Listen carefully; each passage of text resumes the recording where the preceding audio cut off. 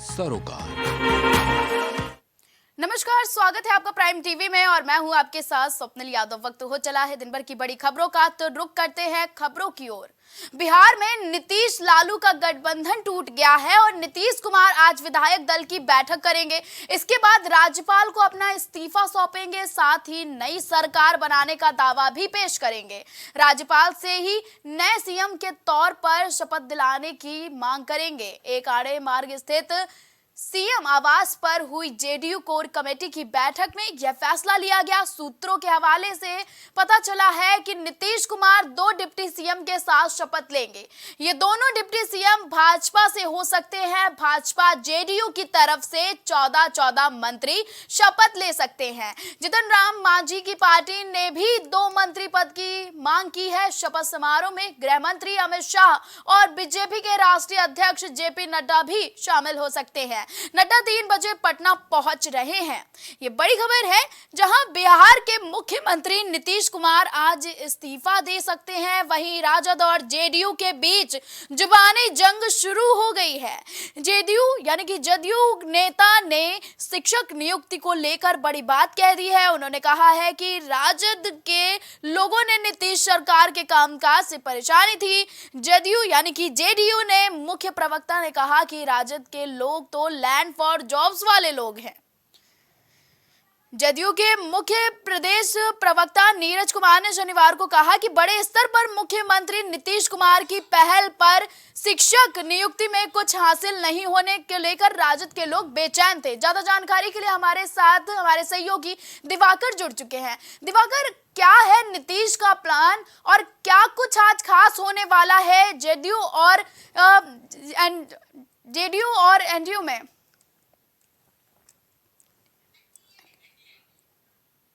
की बात की जाए तो बिहार की सियासत में एक चीज साफ तौर पे दिखाई देती है, सियासी उलटफेर और बिहार, ये दोनों जो है वो कहीं एक दूसरे के पर्यायवाची बन चुके हैं। यानी कि बिहार एक ऐसा राज्य है जहां कभी भी सियासी उलटफेर, सियासी उठापटक जो है वो हो सकते हैं। एक बार फिर से दिखाई दे। सबसे बड़ी बात यह है कि नीतीश का प्लान क्या है या फिर एनडीए का प्लान क्या है, यानी कि बीजेपी के चाणक्य का प्लान क्या है। ये दोनों प्लान साथ में चल रहे हैं। एक तरफ ये अफवाह या फिर कहें खबर जो है वो धरातल पे आ रही है कि बीजेपी ये कह रही है नीतीश कुमार से कि नीतीश कुमार पहले इस्तीफा दे, उसके बाद हम विचार करेंगे गठबंधन का। लेकिन दूसरी तरफ ये कहा जा रहा है कि सारी डील जो है पक्की हो गई है। नीतीश कुमार 12 बजे इस्तीफा देंगे, 3 बजे जेपी नड्डा पहुंच रहे हैं पटना, वहां पे मुलाकात होगी, सारी चीजें तय होंगी और 4 बजे शपथ ग्रहण समारोह जो है वो नीतीश कुमार को हो जाएगा। लेकिन इसमें भी एक पेच ये है कि ये कहा जा रहा है कि बीजेपी ने ये नीतीश कुमार से अपनी मांग रखी है कि आप सीएम बनिए, हम आपको सीएम बनाएंगे, लेकिन 2 डिप्टी सीएम और एक स्पीकर जो है विधानसभा को वो हमारा रहेगा। इस पर भी बता रहे डील पक्की हुई है। लेकिन सबसे बड़ी बात यह है कि चिराग पासवान, अगर नीतीश कुमार बनते हैं मुख्यमंत्री तो जाहिर सी बात है कि चिराग पासवान जो एनडीए गठबंधन में है, दल उसका है, उनका क्या होगा, क्योंकि वो तो लगातार कहते चले आए कि हमारे शीर्ष नेतृत्व से बात हुई है और बिहार को लेकर हमको चिंता है, अभी ऐसा कुछ नहीं है। लेकिन अगर जो खबरें आ रही हैं सियासी गलियारों से यही कहा जा रहा है कि हो सकता है कि 12 बजे नीतीश कुमार इस्तीफा देंगे, 3 बजे जेपी नड्डा से मुलाकात करने के बाद 4 बजे उनका शपथ ग्रहण जो है वो राजभवन में हो जाएगा। ये पॉसिबल माना जा रहा है। लेकिन फिलहाल अभी तक ये सिर्फ अगर कहा जाए कि अनौपचारिक तौर पे ही घोषणा है। लेकिन सबसे बड़ी बात यह है कि आखिरकार ये उलटफेर हुआ क्यों। लेकिन नीतीश कुमार की मुलाकात तकरीबन 50 दिन पहले जो बीजेपी के चाणक्य माने जाते हैं, केंद्रीय गृह मंत्री भी हैं अमित शाह, उससे हुई थी एक सरकारी कार्यक्रम दौरान। उसके बाद ही कहीं कहीं ये उठापटक हुई थी और जिस तरीके से कर्पूरी ठाकुर को भारत रत्न जो है वो केंद्र सरकार ने दिया है, पीएम मोदी ने दिया है, उससे कहीं कहीं नीतीश कुमार को लग गया है कि अब पिछड़ा वर्ग जो है जिसके नाम पे नीतीश कुमार सियासत करते वो कहीं के बीजेपी की तरफ है। और नीतीश कुमार के बारे में तो कहा ही जाता है कि नीतीश कुमार उलटफेर कब करते कोई पता नहीं, यानी कि उनको पलटू राम का नाम जो है वो दिया गया, पलटू राम का दर्जा दिया गया। तो जाहिर बात है वो समझ चुके थे और शायद यही वजह। दूसरी तरफ बीजेपी भी, एनडीए भी ये समझ चुकी थी कि जो इंडिया गठबंधन हुआ है उसकी जो चाल है वो सियासी चाल बड़ी सुस्त है। क्योंकि आपने देखा होगा कि लगातार इंडिया गठबंधन में जो दल है वो आपस में ही भिड़ते हुए नजर आए हैं। जी। अब एकला चलो के नारे पे ममता चली गई है, यानी कि सुस्त चाल है, उसको भी कहीं के बीजेपी के चाणक्य ने भापा और कहीं के उन्होंने दाने डाले नीतीश पर। तो फिलहाल अगर बीजेपी के बिहार की सियासत की बात की जाए तो आज कुछ भी हो सकता है। फिलहाल अभी से कुछ घंटे बाद ही, यानी 12 से 1 बजे तय हो जाएगा कि बिहार में क्या कुछ होने वाला है। जी दिवाकर, जानना चाहेंगे कि नीतीश कुमार ने आरजेडी से अलग होने की वजह बता दी है, तो वो वजह क्या है? क्यों नीतीश कुमार को इतनी जल्दी ये फैसला लेना पड़ा? अब बिल्कुल देखिए, नीतीश कुमार जानते हैं और जी। नीतीश कुमार की एक फितरत रही है कि वो सत्ता में बने रहना चाहते हैं। और जिस तरीके से बीजेपी का माहौल बना है, जिस तरीके से कर्पूरी ठाकुर, जननायक जो कर्पूरी ठाकुर, उनको भारत रत्न देके बीजेपी ने एक बड़ा सियासी गेम जो है, सियासी चाल जो है वो खेली है। उससे नीतीश कुमार जान गए हैं कि कहीं कहीं कुछ न कुछ अब गड़बड़ हो सकता है। जी। और जाहिर बात है कि राम मंदिर के बाद तो और भी देश में माहौल बना है। अयोध्या में जो रामलला की प्राण प्रतिष्ठा हुई, तो अब और नीतीश कुमार इसमें माहिर आदमी है जी। कि वो सियासी चाल समझते हैं, वो जनता का रुख समझते हैं। तो हो सकता है कि नीतीश कुमार ने ये सोचा हो कि रुख जो है वो कहीं कहीं एनडीए की तरफ है, तो एनडीए के साथ मिलना ही सही होगा। क्यों? जी। क्योंकि आगे चल के कहीं न कहीं फायदा जो है वो एनडीए से ही मिल सकता है नीतीश कुमार को। और नीतीश कुमार तो सत्ता के लालची हैं, ऐसा खुद बिहार के जो नेता है, जो उनके जी। गठबंधन नेता कहते हैं। हालाँकि सबसे बड़ी बात ये समझनी होगी कि आखिरकार उस बयान का क्या होगा। 18 महीने पहले जब नीतीश कुमार ने एनडीए का साथ छोड़ा था, तो जी। उन्होंने कहा था कि मैं मर जाऊँगा लेकिन अब कभी बीजेपी के साथ नहीं जाऊँगा, एनडीए में नहीं जाऊँगा। उस जी। बयान का क्या होगा? लेकिन जी। उनके साथ जो आज, लेकिन इसको एक दूसरे जी तरह से दिवाकर, लेकिन जानना चाहेंगे कि आरजेडी और जेडीयू में जो दूरी आई है, क्या ये लोकसभा 2024 के लिए चुनाव जो आने वाले हैं उनके लिए क्या कोई नया एक्शन सामने लेके आएगी, या फिर कोई मुनाफा और किसी को घाटा, ऐसी भी संभावना दिखाई दे रही है? अब बिल्कुल देखिए, चुनाव है, 2024 आम चुनाव है और सभी जी। सियासी दल चाहते हैं कि ज्यादा से ज्यादा सीट वो हासिल करके केंद्र में जो संसद है उसमें बैठे, यानी कि केंद्र की सरकार में उनका दखल हो, जिससे कि उनकी पार्टी भी जी। आगे बढ़ सके और कहीं के राष्ट्रीय स्तर पा सके। और जेडीयू जो है वो तो लगातार इस कोशिश में रहती है कि सत्ता में, यानी कि केंद्र की सत्ता में उसका दबदबा बना रहे, उसका दखल जो है वो बना रहा है। नीतीश कुमार ये अच्छी तरीके जानते हैं कि इसके लिए अभी उनको एनडीए के साथ जाना पड़ेगा, क्योंकि माहौल ऐसा, उनको सियासी माहौल देश में दिखाई दे रहा है। जी। दूसरा, अगर हम लालू प्रसाद यादव बात करें तो नीतीश कुमार और लालू प्रसाद यादव की दुश्मनी जो है वो जग जाहिर है। हाँ, जी। सियासी, क्योंकि ये सियासी लोग हैं, सियासत में कभी भी परमानेंट दुश्मनी या परमानेंट दोस्ती जी। नहीं होती, ये कहा जाता है। तो दोनों एक दूसरे के साथ तो हैं, लेकिन एक समय ऐसा था जब लालू प्रसाद यादव ने ही कहा था कि नीतीश कुमार सत्ता के लालची हैं और सत्ता के लालच में कुछ भी कर सकते हैं। लेकिन आज देखिए वो नीतीश कुमार के साथ थे, जी। उनके ही जी। लालू के जी सहयोग के दिवाकर, लिए ज्यादा जानकारी हमारे दर्शकों तक पहुंचाने के लिए बहुत बहुत धन्यवाद।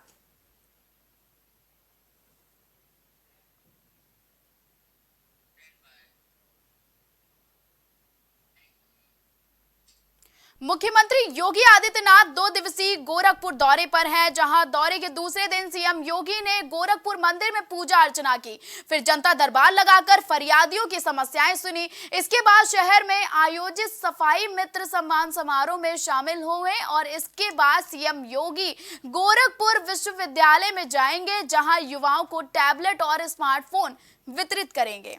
आपको बता दें कि सीएम योगी आदित्यनाथ अयोध्या में राम मंदिर की प्राण प्रतिष्ठा के बाद पहली बार गोरखपुर पहुंचे थे। सीएम योगी जैसे ही शहर में दाखिल हुए तो उनके स्वागत में जन सैलाब उमड़ पड़ा।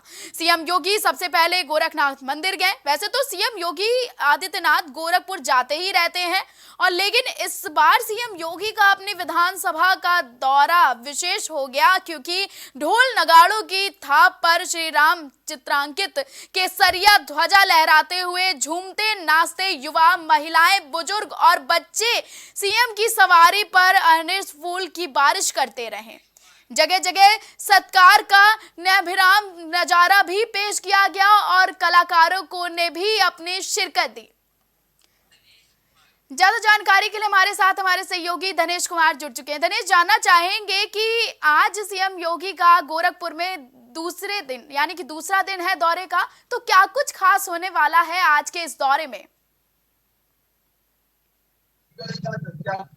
ये सौगात बच्चों को और उससे पहले इसका मतदान रहता है उसके बाद पहला आगमन कल था जी। उनका। आगमन के दौरान एयरपोर्ट से सीएम योगी आदित्यनाथ निकले और अपने टीम के साथ वहां निकले और जगह जगह उनका भव्य स्वागत किया गया, चाहे वो हिंदू जी। हो या मुस्लिम।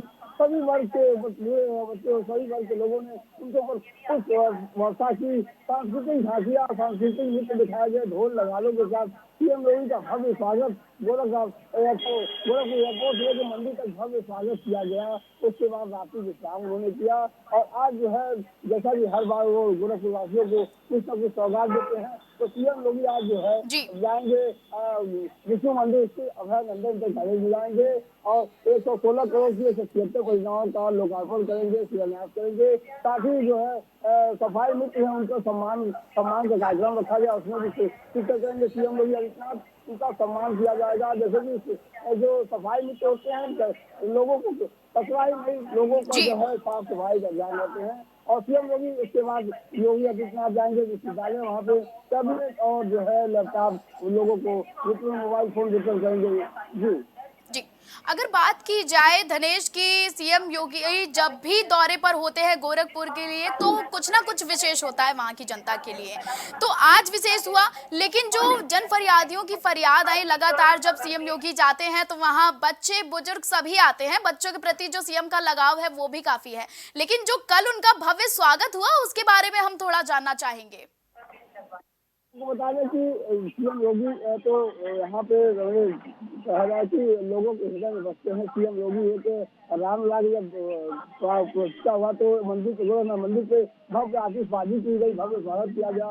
उनके ना रहने की कोई कमियां नहीं महसूस हुई कि सीएम योगी आदित्यनाथ शहर में है, गोरखपुर है या नहीं है। लेकिन वहीं आने के बाद कल जो आगमन हुआ सीएम योगी का, जगह जगह पे लाखों लोगों ने एयरपोर्ट से लेकर जो है गोरखपुर एयरपोर्ट से लेकर गोरखनाथ मंदिर का 6 से 8 किलोमीटर का सफर है, वहाँ पे कम से कम सैकड़ों हजारों लोग या लाखों लोगों ने जगह जगह पे स्टॉल लगा के फूल पुष्प वर्षा किया, उनका अभिवादन किया, ढोल नगाड़ों के साथ जयकारा लगाया, जय श्री राम के नारे लगे। पूरे बच्चे हर वर्ग के लोग, चाहे हिंदू मुस्लिम सभी वर्ग के लोगों ने उनका भव्य स्वागत किया। वो नजारा देखने वाला था जो सीएम योगी थे और बहुत ही प्रफुल्लित लग रहे थे सीएम योगी आदित्यनाथ नजारा देख के। धनेश, आज सीएम योगी का पूरा डे प्लान क्या होने वाला है? आज गोरखपुर में सीएम योगी क्या क्या करने वाले हैं, किस समय पर?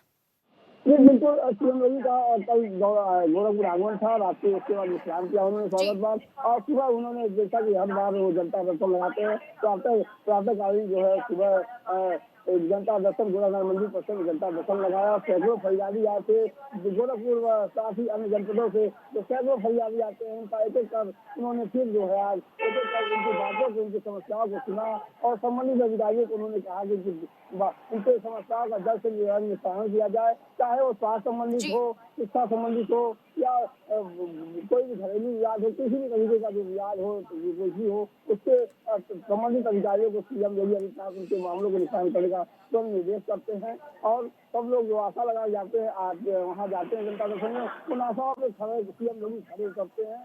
रही बात और आज के कार्यक्रम का, तो सीएम योगी का कार्यक्रम जी धनेश, ज्यादा जानकारी हमारे दर्शकों तक पहुंचाने के लिए बहुत बहुत धन्यवाद।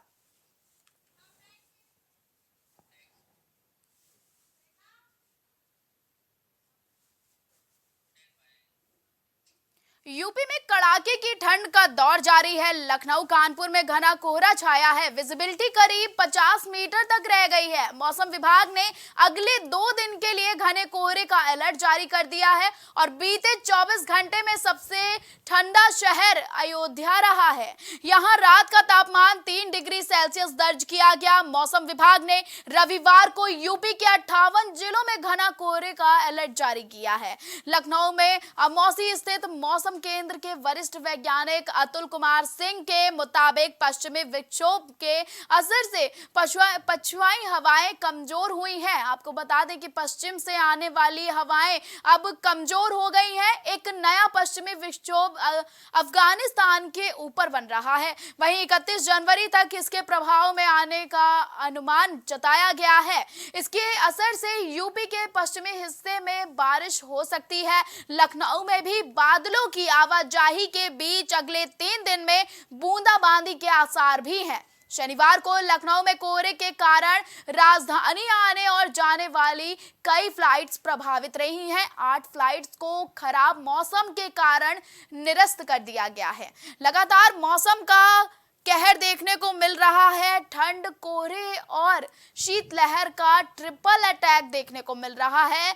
यूपी के कई जिले रेड जोन और कई ऑरेंज जोन घोषित कर दिए गए हैं। लगातार मौसम विभाग अलर्ट जारी कर रहा है कि ठंड का डबल अटैक देखने को मिल रहा है। इसके चलते अगर आवश्यकता हो तभी आप अपने घर से बाहर निकलें, अन्यथा अपने घर में ही सुरक्षित महफूज रहें, ठंड से बचकर रहें। क्योंकि ठंड के चलते स्वास्थ्य विभाग ने भी जानकारी साझा की है कि लगातार बीमारियां बढ़ती जा रही हैं, ठंड से लोगों की मौत तक हो रही है। तो ऐसे में मौसम विभाग लगातार चेतावनी दे रहा है, लेकिन जो इस समय ठंड का कहर देखने को मिल रहा है यूपी में कड़ाके की जो ठंड का दौर जारी हो गया है, उससे अब लोग ऊब चुके हैं, परेशान हो गए हैं।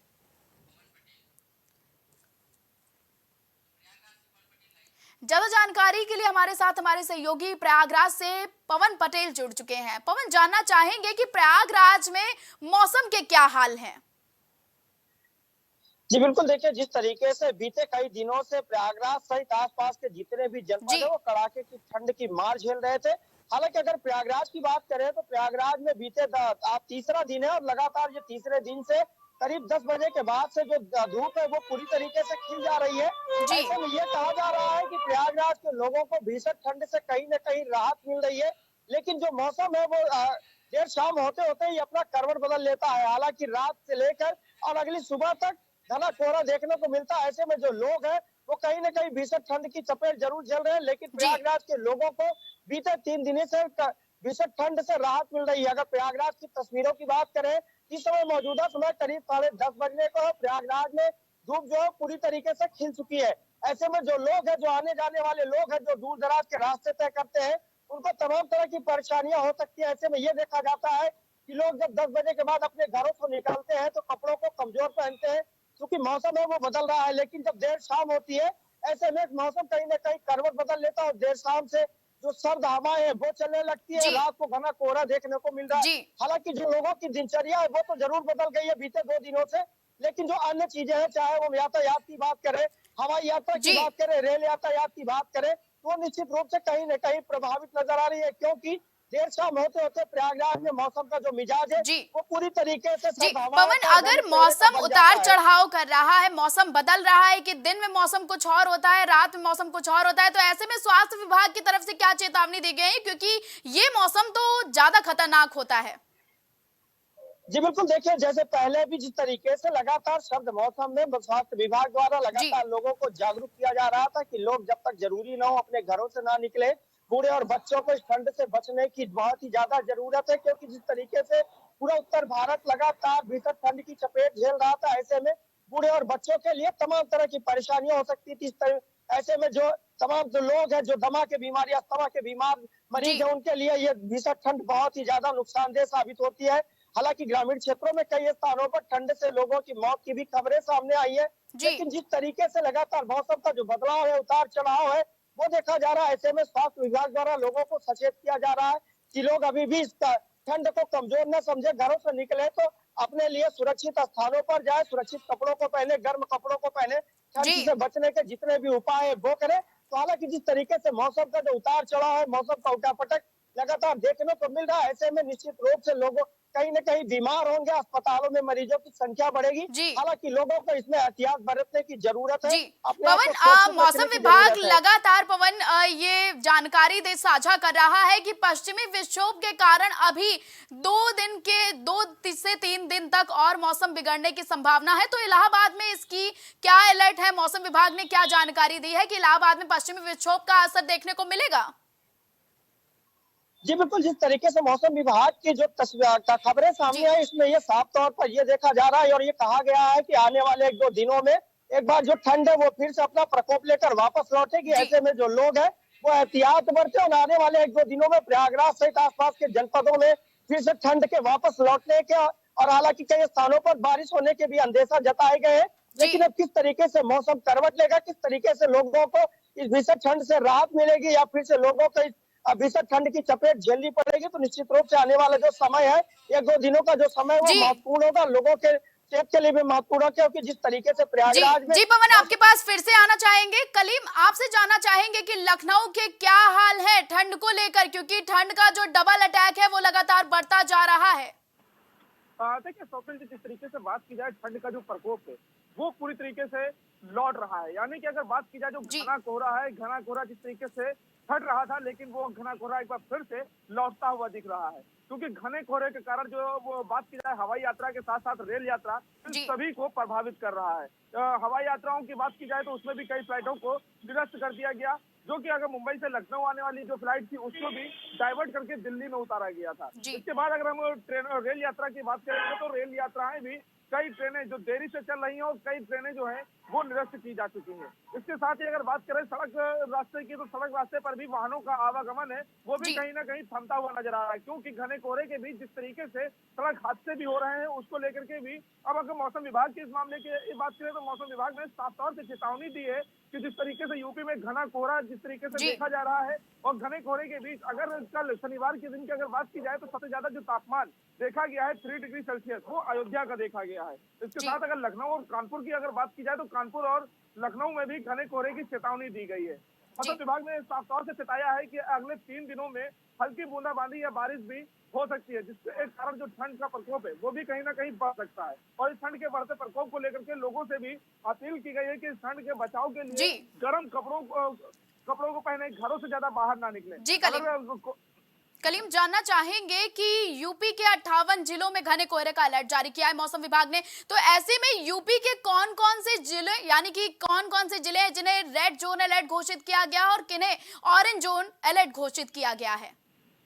देखिए स्वप्निल जी, जिस तरीके से बात की जाए मौसम विभाग की तो घने कोहरे को लेकर के जिस तरीके से अलर्ट जो जारी करने की बात कही गई है उसमें लखनऊ, कानपुर, झांसी समेत कई ऐसे जिले हैं जिनको जो है चेतावनी साफ तौर से दी गई है घने कोहरे के साथ साथ बारिश को लेकर के। और अगर ऑरेंज अलर्ट की बात की जाए तो उसमें भी कई जो बात की जाए आपके अयोध्या हो गए, अयोध्या से सटा हुआ सिद्धार्थनगर हो गया, इन सभी जगहों को भी साफ तौर से चेतावनी दी गई, क्योंकि अगले जो 3 दिन रहेंगे वो 3 दिन एक बड़े ठंड की चेतावनी भी दे रहा है। क्योंकि बरसात के बीच जिस तरीके से बर्फीली जो हवाएं चलने की जो चेतावनी दी गई है, शीतलहर चलने की जो चेतावनी दी गई है, उससे कहीं ना कहीं काफी लोगों को ठंड का सामना भी करना पड़ेगा। और उसी चीजों को लेकर के हिदायत दी जा रही है कि लोग ज्यादा से ज्यादा घरों में रहें और इस ठंड का जो प्रकोप है उससे बचे, क्योंकि अगर इस ठंड के प्रकोप से नहीं राहत मिल पाती है तो जाहिर सी बात है लोगों को जो संक्रमण बीमारियां हैं उनका भी सामना करना पड़ सकता है। जी पवन, आपसे जानना चाहेंगे कि इलाहाबाद में परिवहन को लेकर, यानी कि यातायात को लेकर क्या व्यवस्थाएं हैं? ठंड से अब निजात मिल गई है तो क्या कुछ चालू हो गया है और अभी क्या कुछ बंद रखा है सरकार ने अभी प्रयागराज में? जी बिल्कुल, देखिए जैसे मैंने पहले बताया कि बीते दिनों लगातार प्रयागराज सहित तमाम जो आसपास के जनपद है वो भीषण ठंड की चपेट झेल रहे थे। ऐसे में प्रयागराज चूंकि धर्म अध्यात्म की नगरी कही जाती है और प्रयागराज में तमाम अन्य स्थानों से, अन्य प्रदेशों से लोग आते हैं, हाईकोर्ट जैसे स्थान पर आते हैं, लेकिन जिस तरीके से प्रयागराज में बीते कई दिनों से लगातार मौसम का जो उठापटक है वो देखा गया, लगातार दिन भर घना कोहरा देखा गया। तो ऐसे में तमाम, चाहे वो राष्ट्रीय राजमार्ग की सड़कों की बात करें, बाजारों की बात करें, रेल यातायात की बात करें या हवाई यात्रा की बात करें, तो निश्चित रूप से ये जितनी भी चीजें थी ये अभी तक प्रभावित नजर आई है। हालांकि अगर मौजूदा समय की भी बात करें तो रेल यातायात अभी भी पूरी तरीके से प्रभावित नजर आ रही है। तमाम अन्य प्रदेशों से आने वाली प्रयागराज जंक्शन पर तमाम वो महत्वपूर्ण ट्रेनें अभी भी कहीं न कहीं कई घंटे देरी से चल रही है। कई महत्वपूर्ण ट्रेनों को रद्द किया गया है, कई महत्वपूर्ण जो फ्लाइटें हैं वो रद्द की गई है। तो ऐसे में जो यात्री है उनको आने जाने में, अन्य स्थानों पर गंतव्य करने वाले लोगों को परेशानियों का सामना करना पड़ रहा है। हालांकि राष्ट्रीय राजमार्ग पर जो चलने वाली गाड़ियां हैं उनकी रफ्तार जरूर धीमी हुई थी, लेकिन जिस तरीके से बीते 2 दिनों से प्रयागराज में मौसम ने अपना करवट बदला है तो निश्चित रूप से राष्ट्रीय राजमार्ग के सड़कों की, चाहे हम परिवहन की बात करें या बसों की बात करें, अन्य लोगों की बात करें, तो उनके जीवन, उनका जो दिनचर्या है वो तो जरूर बदली है, लेकिन कहीं न कहीं जो रेल यातायात, हवाई यात्रा है वो कहीं न कहीं प्रभावित नजर आ रही है। चूंकि रात को देर शाम होते ही जो घना कोहरा है वो फिर से अपना प्रकोप दिखाने लगता है और अगली सुबह तक करीब 9 से 10 बजे के आसपास तक का जो घना कोहरा है वो हर जगह पे देखा जाता है। ऐसे में जो महत्वपूर्ण गाड़ियां हैं, जो हवाई यातायात है वो प्रभावित हो रही है। हालांकि मौसम का जो उठापटक है ये लोगों के लिए परेशानियों का कारण बन सकता है, क्योंकि जिस तरीके से दिन में जिस तरीके से धूप हो रही है और देर शाम को जिस तरीके से मौसम ठंड रहता है, ऐसे में लोग गंभीर बीमारियों से कहीं ना कहीं ग्रसित होंगे, उनको गंभीर बीमारियां परेशान करेंगे। लोगों का आने वाले दिनों में सेहत बिगाड़ने का जो सिलसिला है वो कहीं ना कहीं जो है यहाँ से शुरू हो जाएगा। तो ऐसे में जो लोग हैं उनको निश्चित रूप से इस बदलते मौसम में अपने सेहत का पूरा ख्याल रखना पड़ेगा, लोगों को एहतियात बरतना पड़ेगा, क्योंकि जो दिन का उठापटक का मौसम का जो बदलाव है देर शाम होते होते फिर अपना मिजाज बदलने लगता है। तो ऐसे में जो लोग हैं उनके सेहत को कहीं ना कहीं ये मौसम है वो खराब करेगा, और जितने भी अस्पताल है वहां पे मरीजों की संख्या जो बढ़ेगी वो निश्चित रूप से परेशानियों का कारण बन सकता है। हालांकि स्वास्थ्य विभाग द्वारा लगातार लोगों को सचेत किया जा रहा है कि लोग अपने सेहत का ख्याल रखें, लोग इस मौसम से अपने आप को बचाएं। तो निश्चित रूप से आने वाला जो समय है 1-2 दिनों तक जिस तरीके से मौसम विभाग ने पूर्वानुमान लगाया है कि मौसम का उठापटक लगातार जारी रहेगा, तो ऐसे में लोगों के सेहत को कहीं न कहीं ये मौसम परेशान करेगा, लोगों के लिए परेशानियों का कारण बनेगा। हालांकि जो मौसम है निश्चित रूप से प्रयागराज के लोगों के लिए खुशगवार बना है। प्रयागराज के तमाम स्थानों पर लोगों की वो जो भीड़ देखी जाती थी वो नजर आ रही है, क्योंकि तमाम जो स्थान है। जी पवन, आपको रोकना चाहेंगे, कलीम आपसे जानना चाहेंगे कि पश्चिमी विक्षोभ का कहर अब यूपी में मंडरा रहा है, आने वाले दिनों में और भी यूपी को ठंड की मार झेलनी पड़ सकती है, तो ऐसे में क्या जानकारी है मौसम विभाग की ओर से कि पश्चिमी विक्षोभ से लोगों को कैसे राहत मिलेगी, कब मिलेगी?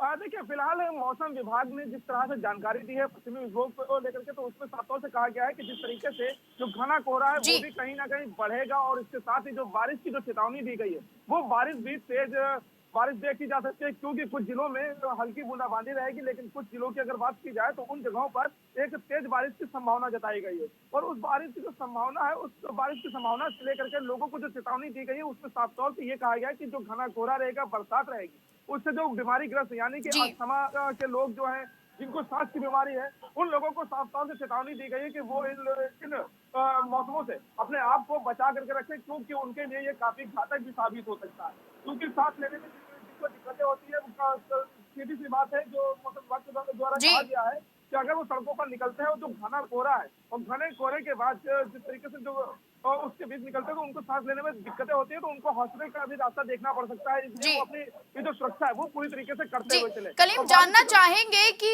जो व्यवस्थाएं हैं, क्योंकि यूपी में ठंड लगातार बढ़ रही है और लखनऊ में देखा जाए तो सुबह और शाम का समय ऐसा होता है कि कोहरे के कारण लोगों को परेशानियां होती है और ठंड इतनी ज्यादा बढ़ जाती है कि लोग परेशानियों के शिकार हो जाते हैं और इनकी परेशानियां बढ़ जाती हैं। तो लेकिन ऐसे में जो व्यवस्थाओं की बात की जाए तो क्या व्यवस्थाएं लखनऊ में है, क्योंकि लगातार लापरवाही तो देखने को मिल ही रही है? बात किया व्यवस्थाओं को लेकर के, तो व्यवस्थाएं कई की गई, लेकिन उस व्यवस्थाओं में अगर बात की जाए जो लोगों को मुहैया कराई जानी है, तो उसमें से कुछ हद तक अब मुहैया कराई जाने लगे, क्योंकि जिस तरह से प्राइम टीवी लगातार इस खबर को प्रमुखता से उठा रहा था और प्रमुखता से उठाने के बाद इस मामले का जो संज्ञान है वो भी अधिकारियों ने लिया, और उसके बाद कई ऐसे प्रमुख चौराहे हैं जहां पर लकड़ियों को पहुंचाया गया, जो खुले आसमान के नीचे लोग सो रहे थे एक कंबल के नीचे, उनको भी कहीं ना कहीं रैन बसेरा तक पहुंचाया जाने लगा है। लेकिन अभी भी कुछ ऐसे स्थान है जहां पर जो जिम्मेदार बैठे हुए, क्योंकि अधिकारी साफ तौर से जब सड़क पर उतरते हैं तो वहां पर अगर कोई मिलता है तो उसका संज्ञान लेते हुए रैन बसेरे तक पहुंचाने का काम किया जाता है, लेकिन कुछ जो उनके नीचे के तुक्के के लोग हैं जो जिम्मेदार हैं वो इस मामले को लेकर के साफ तौर से हीला हवाली बरतते हैं। तो उस हीला हवाली के कारण जो लोग हैं उनको जो है खुले आसमान के नीचे पूरी रात बितानी पड़ रही है, ठंड हवा के बीच पूरी रात जो है खुले आसमान के नीचे सोना पड़ रहा है। लेकिन वो भी अगर बात की जाए तो उन सभी मामलों को लेकर के वो साफ तौर से अधिकारियों को गुमराह भी करते नजर आते हैं कि उनके द्वारा साफ तौर से जो आदेश दिए गए उन आदेशों का पूरी तरह से पालन हो रहा है, लेकिन वो पालन केवल उनके द्वारा कागजों में दिखाया जाता है और जमीनी स्तर पर कुछ और दिखाई देता है। फिलहाल जो अधिकारी हैं, अधिकारी सभी मामलों को लेकर के साफ तौर से चेतावनी भी जारी कर रहे हैं, निर्देश भी दे रहे हैं, और प्राइम भी इन सभी मामलों को लेकर के बड़ी प्रमुखता से खबर भी उठा रहा था। कई बार खबरें ये भी दिखाई गई कि रैन बसेरों में जो व्यवस्थाएं होनी चाहिए थी वो व्यवस्थाएं भी नहीं हुई है, और उसके बाद जो बात की जाए मंत्रियों ने भी उसका निरीक्षण किया और निरीक्षण करने के बाद जायजा लिया और लोगों से बातचीत भी की थी। उन बातचीत में जो उनके सामने चीजें आई थी उनका जो है प्रमुखता से संज्ञान लेते हुए साफ निर्देश दिए गए थे इन सभी जरूरत की चीजें हैं उनको मुहैया कराई जाए, जिससे कि वो ठंड से अपने आप को बचा सके। उसके बाद कई जगहों पर जो लकड़ियों की बात की जाए अलाव को लेकर के लकड़ियां भी पहुंचाई जाने लगी थी। जी कलीम, ज्यादा जानकारी हमारे दर्शकों तक पहुंचाने के लिए आप दोनों का बहुत बहुत धन्यवाद।